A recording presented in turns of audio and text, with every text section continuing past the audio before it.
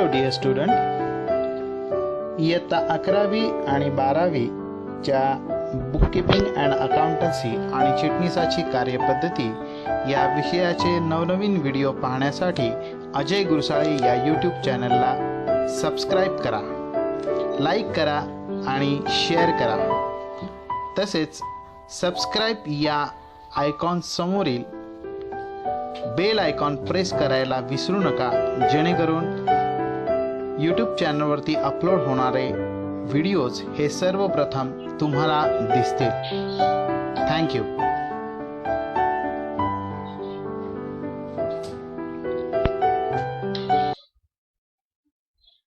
Good morning dear student.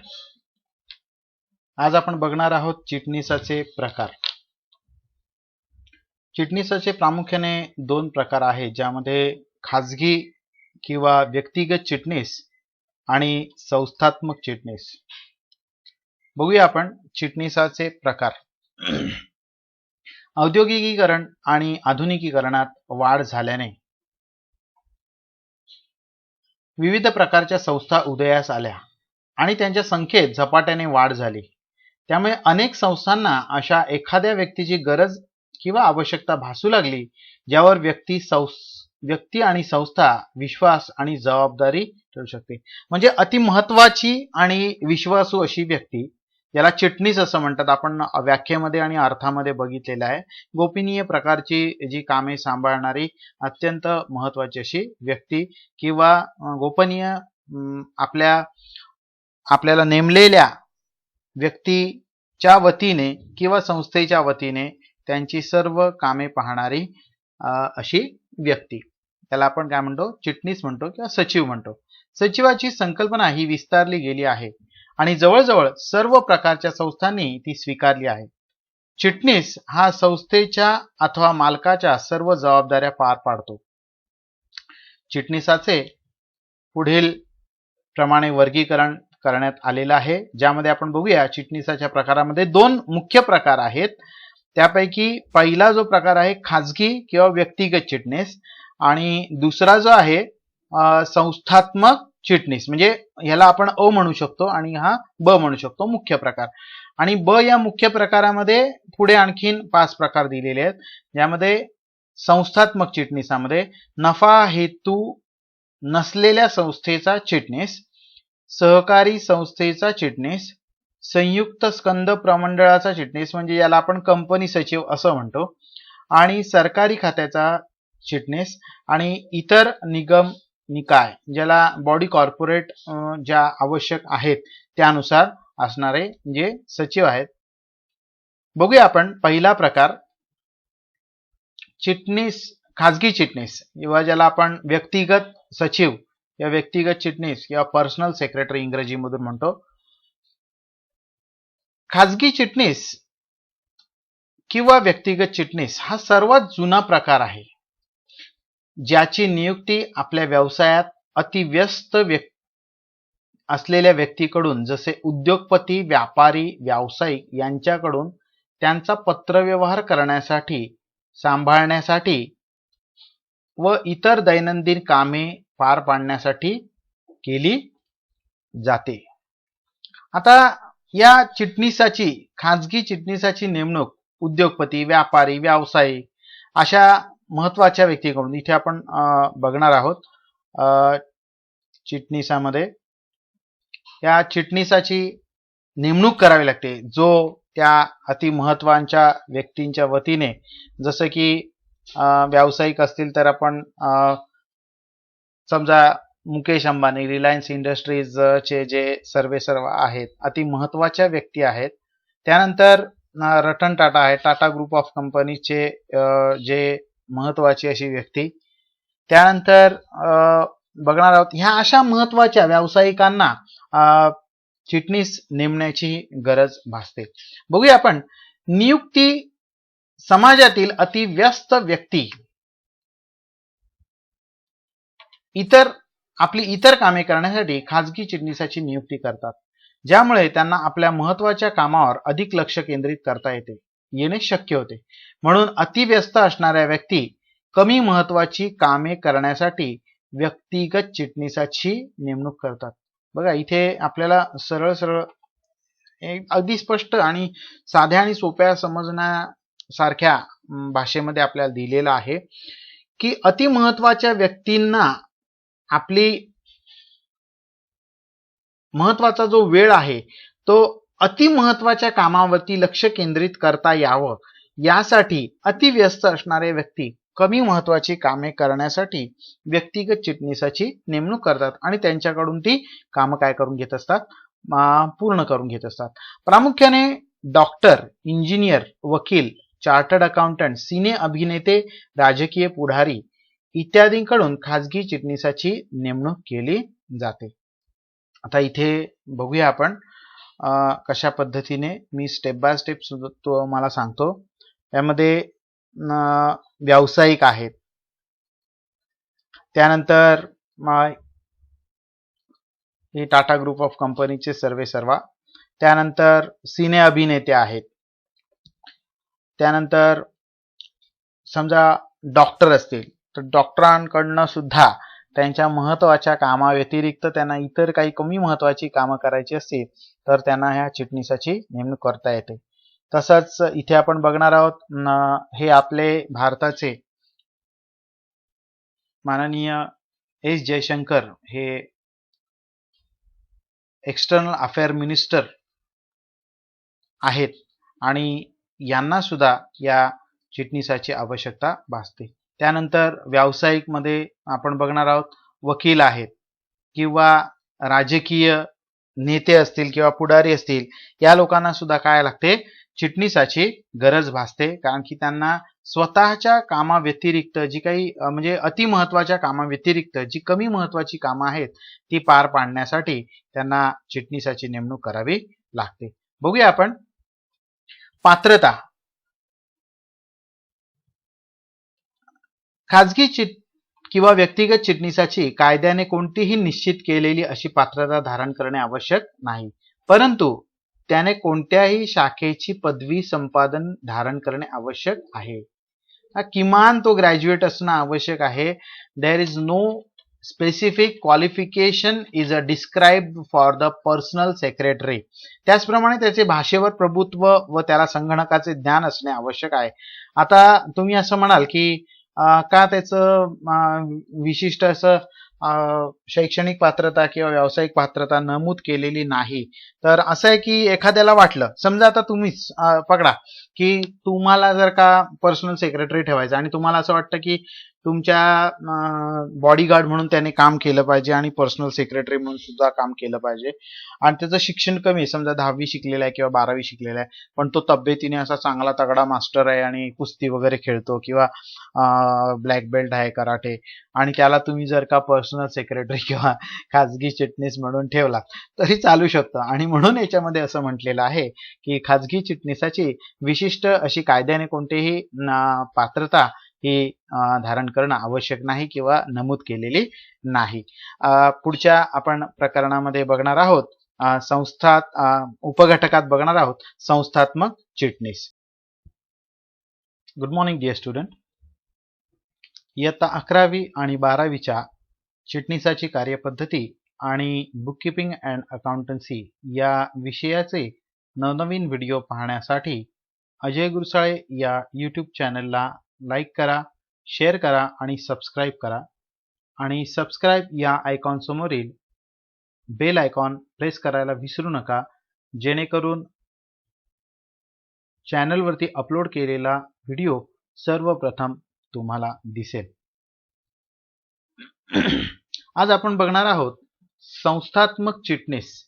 जो संस्थात्मक चिटणीसातील पुढचे जे प्रकार आहेत त्यापैकी पहिला प्रकार आपण बघणार आहोत नफा हेतू नसलेल्या संस्थेचा चिटणीस, ज्याला secretary of non profit association. नफा विरहित संस्था म्हणजे अशा संस्था की ज्यांचा हेतू नफा मिळवणे नसून सामान्य जनतेच्या हितासाठी सामाजिक, शैक्षणिक, सांस्कृतिक, कला, क्रीडा, आरोग्य यांना प्रोत्साहन देणे व विकास करणे हा प्रमुख हेतू असतो. ज्यामध्ये चिटणीसाची नियुक्ती कशा पद्धतीने केली जाते ते आपण बघणार आहोत. नफाविरहित संस्थेच्या चिटणीसाची नियुक्ती किंवा नेमणूक ही व्यवस्थापन समितीद्वारे केली जाते. तो व्यवस्थापन समितीचा सभासद असतो. संस्थेचे आकारमान, स्वरूप यावरून पूर्ण वेळ किंवा अर्धवेळ पगारावर अथवा मानधनावर त्याची नियुक्ती केली जाते. आता नफा हेतून संस्थेच्या सचिवाचं एक वैशिष्ट्य आहे की नफा हेतून संस्थेमध्ये जो सचिव नेमला जातो तो त्यांच्यापैकीच एक सदस्य त्यांच्या व्यवस्थापन समितीचा सभासद किंवा सदस्य याची त्या संस्थेवरती पूर्ण वेळ सचिव किंवा अर्धवेळ सचिव म्हणून त्याची नेमणूक केली जाते. त्याबद्दल त्याला मानधन दिलं जातं किंवा त्या बाबतीचा त्या कामाचा मोबदला म्हणून त्याला पगार सुद्धा दिला जातो. उदाहरणार्थ इथे आपण आता बघणार आहोत की रोटरी क्लब, लायन्स क्लब, क्रीडा मंडळे, सांस्कृतिक मंडळे, चेंबर ऑफ कॉमर्स, शाळा, महाविद्यालय इत्यादी ज्या नफा हेतुहीन संस्था आहेत आणि या संस्थांचे जे सचिव आहेत यांना नफा हेतू नसलेल्या संस्थेचा चिटणीस असं म्हणतात. बघणार आहोत आपण. फॉर एक्झाम्पल इथे रोटरी क्लब ऑफ बॉम्बे ज्याची इथे आपल्या महाराष्ट्रामध्ये जे रोटरी इंटरनॅशनल हा मोठा म्हणजे आंतरराष्ट्रीय असा क्लब आहे किंवा सामाजिक संस्था आहे, त्याच्या शाखा संपूर्ण जगभरात आहेत. त्यापैकी मी तुम्हाला इथे रोटरी क्लब ऑफ बॉम्बेचं उदाहरण मी तुम्हाला इथे देतोय. त्यानंतर बघणार आहोत आपण लायन्स क्लब. लायन्स क्लब सुद्धा एक त्याचाच भाग आहे. लायन्स इंटरनॅशनल जसं रोटरी इंटरनॅशनल आहे तसंच लायन्स इंटरनॅशनल क्लब जो नफा हेतून संस्थेचं सामाजिक संस्था म्हणून आपलं काम बघत असतात आणि त्या ठिकाणी समाजाला सेवा पुरवण्याचं मोठ्या प्रमाणात काम करत असतात. त्यानंतर इथे बघणार आहोत कल्चरल, ज्याला सांस्कृतिक जी असे क्लब आहे किंवा मंडळ आहे, VVCE कल्चरल ग्रुप इथे आपल्याला दिलेलं आहे. त्यानंतर अजून एक संस्था आपण बघणार आहोत ज्याला board of control for cricket in India, BCCI. तुम्हाला ऐकून माहिती असेल, माझ्यापेक्षा तुम्हाला चांगलं माहिती असेल कारण की क्रिकेट शी संलग्न अशी संस्था आहे ही भारतामधली आणि त्याला BCCI म्हटलं जातं. ही नफा हेतूहीन संस्था आहे. या संस्थेवरती त्यांच्यापैकीच त्या संस्थेचे सभासद असलेल्या व्यक्तीचा त्यांच्या ठिकाणी सचिव म्हणून त्याची काय केली जाते, नेमणूक केली जात असते. त्यानंतर बघणार आहोत आपण Indian chamber of commerce. Indian chamber of commerce ही वाणिज्य अशी संस्था आहे की वाणिज्य नफा हेतूहीन संस्था जी व्यावसायिकांच्या हितासाठी किंवा व्यवसाय वाढीचं मार्गदर्शन करण्यासाठी किंवा त्यांना वेगवेगळ्या व्यवसाय वाढीसाठी किंवा त्यांना व्यवसाय मार्गदर्शन करण्यासाठी स्थापन झालेली ही इंडियन चेंबर ऑफ कॉमर्स अशी नफा हेतुहीन संस्था. त्यानंतर आपण बघणार आहोत त्याची पात्रता, त्या सचिवासाठी आवश्यक असणारी पात्रता. नफाविरहित संस्थेच्या चिटणीसाची कोणती निर्धारित पात्रता नाही, परंतु चिटणीस संस्थेच्या संकल्पनेशी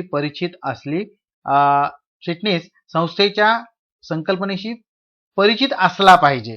म्हणजे एकतर ती व्यक्ती स्त्री असेल किंवा पुरुष असेल, तर स्त्री असेल तर असली पाहिजे किंवा पुरुष असेल तर असला पाहिजे. त्याला पत्रव्यवहार, नस्सीकरण, संगणक इत्यादीचे मूलभूत ज्ञान असणे आवश्यक आहे. त्यानंतर आपण बघणार आहोत सहकारी संस्थेचा चिटणीस. दुसरा प्रकार सहकारी संस्थेचा चिटणीस.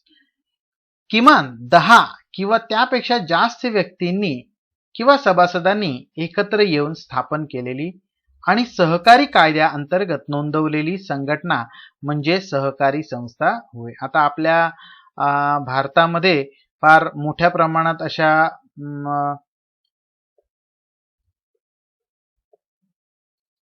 सहकारी संस्था आहेत. बघणार आहोत आपण. सहकारी संस्थेची स्थापना किंवा नोंदणी महाराष्ट्र राज्य सहकारी संस्था कायदा 1960 नुसार करण्यात येते. संस्थेचा प्रमुख उद्देश हा सभासदांना सेवा उपलब्ध करून देणे व त्यांच्या हितसंबंधांचे रक्षण करणे हा असतो. उदाहरणार्थ सहकारी बँका, सहकारी गृहनिर्माण संस्था, सहकारी ग्राहक भांडार इत्यादी. आता या सहकारी संस्थेच्या चिटणीसाची नियुक्ती कशा पद्धतीने केली जाते ते आपण बघूया. सहकारी संस्थेच्या चिटणीसाची नियुक्ती ही व्यवस्थापन समितीतील सदस्यांमधून केली जाते. असा चिटणीस साधारणपणे मानधनावर काम करतो, परंतु सहकारी संस्थेचे आकारमान मोठे असेल तर व्यवस्थापन समितीकडून स्वतंत्र व्यक्तीची सहकारी संस्थेचा चिटणीस म्हणून नेमणूक करण्यात येते. तो संस्थेचा पूर्ण वेळ पगारी नोकर असतो. आता बघा, संस्थेचा व्याप जर का मोठ्या प्रमाणात असेल तर अशा वेळेस संस्थेचा जो काही कामकाज आहे ते बघण्यासाठी त्या संस्थेकडून पूर्ण वेळ सचिवाची नेमणूक करण्यात येते आणि त्याला त्याच्याबद्दल काय दिला जातो, पूर्ण वेळ पगार असा दिला जातो आणि पगारी नोकर म्हणून तो त्याच्यासाठी काय करत असतो, काम करत असतो. बघणार आहोत आपण. फॉर एक्झाम्पल इथे दिलेलं भारतीय साखर सहकारी संस्था मर्यादित. आता इथे साखर म्हणजे फुल, इथे डॉट आहे म्हणजे पूर्ण, तुम्ही म्हणाल र कुठे गेला. भारतीय साखर सहकारी संस्था मर्यादित, विकास का आधार वित्तीय सहकार. ठीक आहे. ह्या अशा प्रकारच्या वेगवेगळ्या सहकारी संस्था, या सहकारी संस्थांअंतर्गत सचिवाची एकतर सदस्यांमधून नेमणूक केली जाते किंवा पूर्ण वेळ जर का नेमणूक करायची असेल तर त्याची समितीकडून स्वतंत्र व्यक्तीची अशी नेमणूक करण्यात येते. त्यानंतर आपण बघणार आहोत या सहकारी चिटणीसाची पात्रता. सहकारी संस्थेच्या चिटणीसाची कोणत्याही विशिष्ट पात्रतेची अट नाही, परंतु त्याला सहकारी संस्था अधिनियमाचे, कायद्याचे ज्ञान असावे लागते. तसेच तो कोणत्याही शाखेचा पदवीधर असला तरी चालतो. याच्यामध्ये माफक अपेक्षा अशी आहे की तो जो चिटणीस आहे हा किमान कोणत्याही शाखेचा, एका शाखेचा पदवीधर असणं आवश्यक आहे. त्याला कायद्याचं ज्ञान असण्याची, सहकार कायदा आहे महाराष्ट्रामध्ये जो लागू असलेला महाराष्ट्र राज्य सहकारी संस्था कायदा 1960 असं म्हटलेलं आहे जिथे, आणि त्यामुळे त्याला काही प्रमाणामध्ये कायद्याचं ज्ञान असणं सुद्धा आवश्यक आहे. बघूया आपण पुढचा प्रकार, संयुक्त स्कंद प्रमंडळाचा चिटणीस.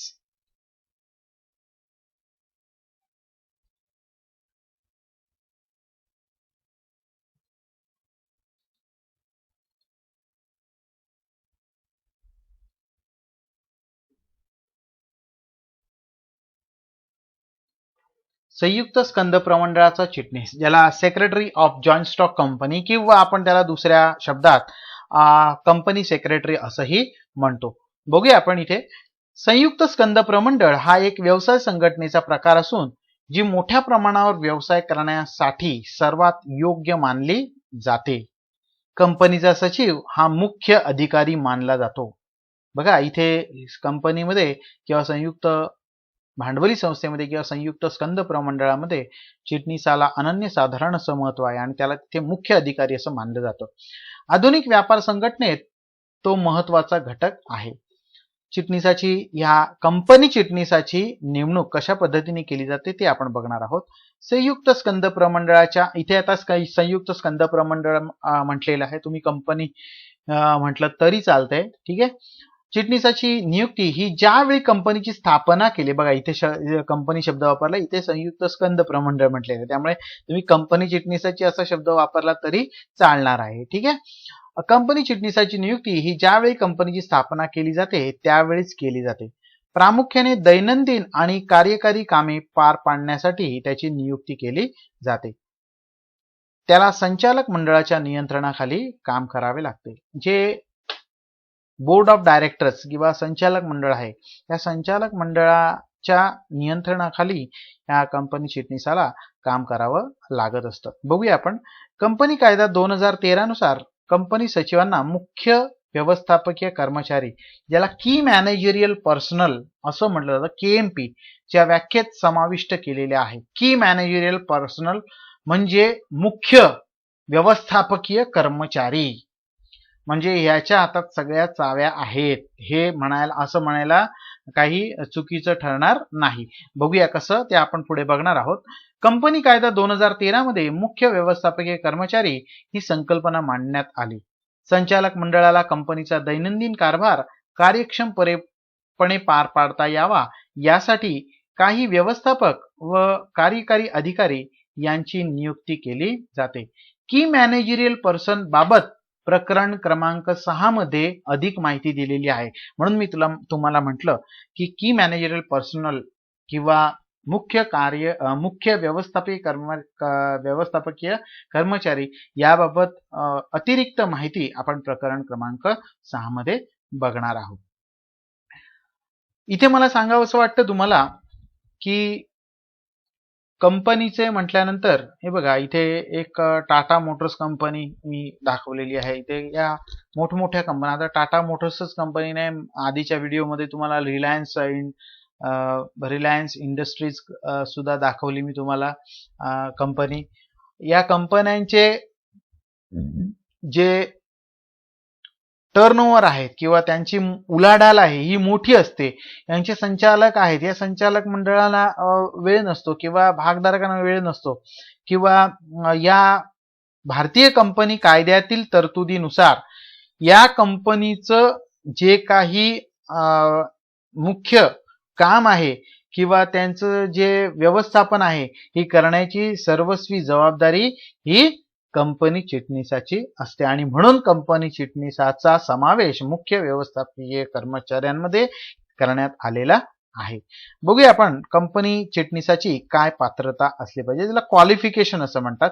कंपनी कायदा 2013 नुसार कंपनी चिटणीस म्हणजे सचिव हा institute of company secretary of India ICSI भारतीय कंपनी चिटणीसांची संस्था, याला ICSI या संस्थेचा सभासद असला पाहिजे.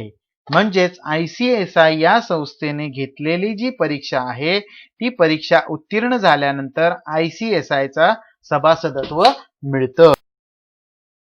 सरकारी खात्याचा चिटणीस, सेक्रेटरी ऑफ गव्हर्नमेंट डिपार्टमेंट. सरकारी खाते म्हणजे जे खाते केंद्र आणि राज्य सरकारच्या नियंत्रणाखाली विविध मंत्रालयांमार्फत कामकाज करत असते. या खात्याचा प्रशासकीय प्रमुख म्हणून नियुक्त केलेल्या व्यक्तीस सरकारी खात्याचा चिटणीस असे म्हणतात. आता सरकारी खात्याचा चिटणीस आपण बघणार आहोत डिटेल्स मध्ये. ज्याला इथे बघूया, मंत्रालयाच्या अखत्यारीत मंत्रालयीन जे सगळे मंत्री आहेत या मंत्र्यांचे जे शासकीय म्हणजे शासनाने नेमून दिलेले जे काही सचिव आहेत त्यांना सरकारी खात्याचा सचिव किंवा चिटणीस असं संबोधलं जातं. यांची पात्रता काय असते किंवा नियुक्ती कशा पद्धतीने केली जाते ते आपण पुन्हा एकदा बघणार आहोत. नियुक्ती, भारत सरकार आणि राज्य सरकारद्वारे प्रशासकीय कारभार कामकाज चालवण्यासाठी खात्याचा प्रमुख म्हणून चिटणीसाची नियुक्ती करण्यात येते.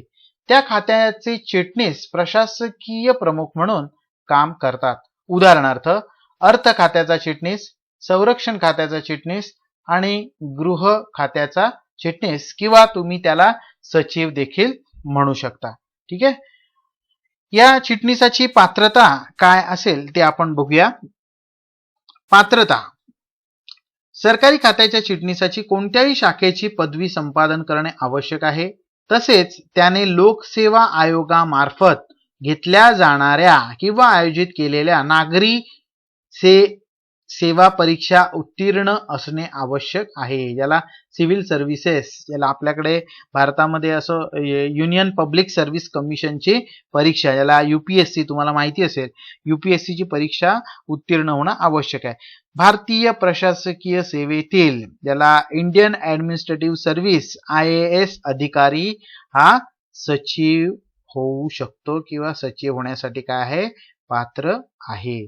आता अतिरिक्त माहिती, यामध्ये परराष्ट्र व्यवहार मंत्रालय यासाठी भारतीय विदेश सेवेतील अधिकारी सचिव होऊ शकतो. इंडियन फॉरेन सर्व्हिसेस, परराष्ट्र व्यवहार मंत्रालयामध्ये काम करण्यासाठी इंडियन फॉरेन सर्व्हिसेसची जी परीक्षा उत्तीर्ण झालेली व्यक्ती आहे ती फक्त IFS म्हणून सचिव IFS परीक्षा उत्तीर्ण झालेली व्यक्ती ही परराष्ट्र व्यवहार मंत्रालयाच्या सेवेमध्ये